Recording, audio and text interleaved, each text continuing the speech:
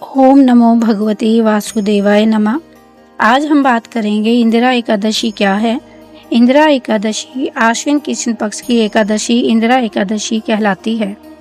इस दिन शालिग्राम की पूजा कर व्रत करना चाहिए। पवित्र होकर शालिग्राम को पंचामृत से स्नान कराकर वस्त्र पहनावें, भोग लगाएं तथा पूजा आरती करें। पंचामृत वितरण करके शालिग्राम पर तुलसी अवश्य चढ़ानी चाहिए। इस प्रकार जो इस व्रत को करते हैं वे करोड़ों पितरों का उद्धार कर स्वयं स्वर्ग लोक को जाते हैं। तो चलो आज हम सुनाते हैं इंदिरा एकादशी की कथा।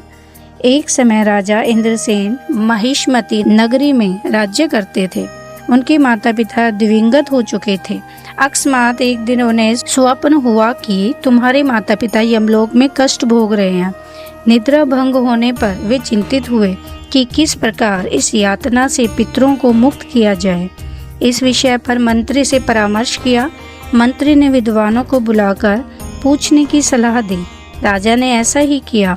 सभी ब्राह्मणों के उपस्थित होने पर स्वप्न की बात पेश की गई। ब्राह्मण ने कहा, राजन, यदि आप सकुटुंब सहित इंदिरा एकादशी व्रत करें तो आपके पितरों की मुक्ति हो जाएगी। उस दिन आप शालिग्राम की पूजा तुलसी आदि चढ़ाकर 11 ब्राह्मणों को भोजन कराकर दक्षिणा दें और आशीर्वाद लें। इससे आपके माता पिता स्वयं ही स्वर्ग में चले जाएंगे। रात्रि को मूर्ति के पास ही शयन करना। राजा ने ऐसा ही किया।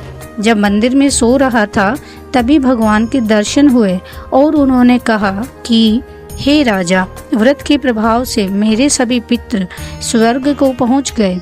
राजा इंद्रसेन भी इस व्रत के प्रभाव से इस लोक में सुख भोग कर अंत में स्वर्ग को गए। यह थी इंदिरा एकादशी व्रत कथा। ओम नमो भगवते वासुदेवाय नमः।